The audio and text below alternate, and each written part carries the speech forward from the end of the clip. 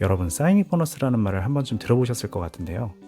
대충은 알겠는데 이 개념에 대해 정확히는 모르고 계신 분들이 많을 것 같습니다. 그래서 오늘은 이 사이닝 보너스에 대해 말씀드려 볼게요. 사이닝 보너스를 정확히 알지 못하면 그냥 막연하게 이직하면서 받으면 좋은 거 아닌가? 하고 생각하실 수 있는데요. 사실은 좀 다릅니다. 왜 단순히 사이닝 보너스를 받는다고 좋은 게 아닌지, 이직 연봉 협상 과정에서 사이닝 보너스는 어떻게 활용하고 대응해야 하는지 알려드릴게요. 이직하면서 사이닝 보너스 받고 좋아했다가 후회하시는 분들이 꽤 있습니다. 그렇게 되면 안 되니까 오늘 영상 꼭 기억해 두세요. 그럼 시작해 볼게요. 사이닝 보너스는 직역하면 입사 축하금이라고 할 수 있습니다. 경력사원을 데려오면서 회사가 제공하는 보상의 일종인 것이죠.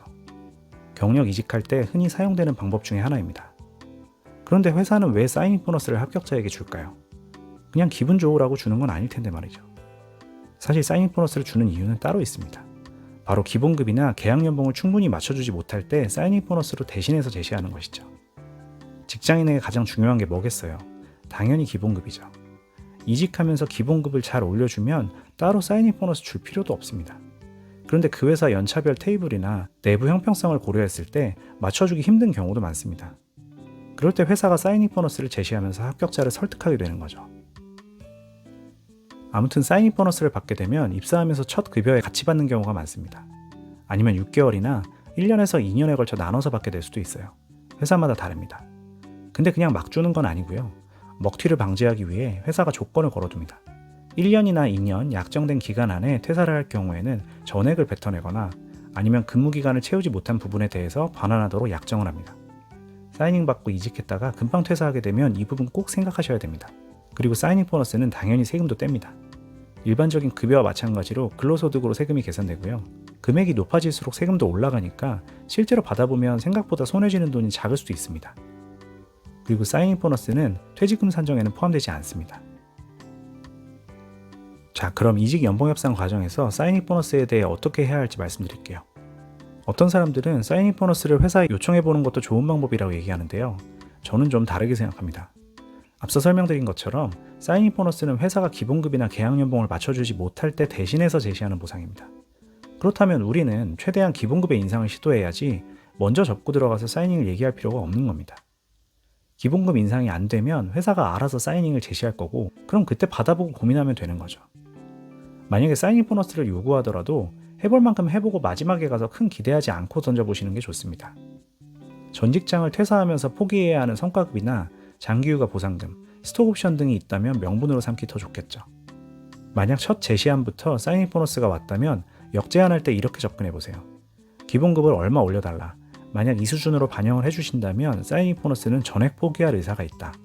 이렇게 얘기하면 사이닝보다 기본급 인상을 더 중요하게 생각한다는 뉘앙스도 전달할 수 있고 어느 정도 양보하는 모양새도 갖출 수 있어서 좋습니다. 이때는 사이닝 보너스 금액 그대로를 기본급으로 반영해달라고 하는 건 좀 과하고요. 사이닝 금액의 반 정도를 요청하시면 좋습니다. 예를 들어서 사이닝 보너스 1,000만 원 왔으면 기본급 500만 원 반영해달라.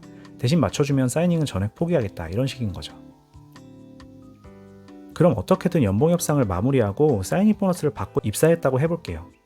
그럼 그 사이닝 보너스는 그 다음 이직할 때 주장할 수 있을까요? 안타깝지만 사이닝 보너스는 대부분 이직 연봉 협상에서 고려해주지 않습니다. 이건 말 그대로 입사 시점에만 받는 일시금이라서 고정성 총 보상으로 보지 않는 경우가 더 많습니다. 다만 이렇게 접근할 수는 있겠죠. 만약 1년에서 2년 내에 퇴사하면서 사이닝 보너스를 뱉어내고 이직해야 하는 상황이라면 이 반환 금액에 대해 사이닝 보너스로 메꿔달라고 얘기해 볼 수는 있습니다. 입사한 지 오래됐고 사이닝 보너스 약정 기간도 한참 지난 후에 이전 직장의 사이닝 보너스를 주장하기는 힘듭니다. 그래서 웬만하면 사이닝보다는 금액이 적더라도 기본급 인상을 얻어내시는 게 더 좋습니다.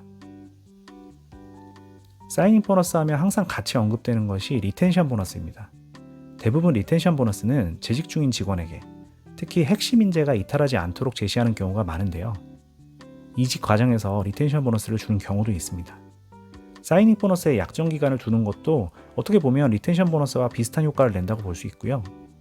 경력 이직자에게 리텐션 보너스를 줄 경우에는 그 기간을 3년에서 4년 정도 길게 주는 경우가 많습니다. 쿠팡 같은 회사도 주식을 리텐션의 목적으로 합격자에게 주는데요. 후반부에 지급 비중을 높여서 빨리 그만두지 못하게 하는 효과를 노렸다고 볼 수 있습니다. 오늘은 사이닝 보너스에 대해 알아봤는데요. 경력직 처우 협의를 앞두고 계신 분들께 도움이 되셨으리라 생각합니다.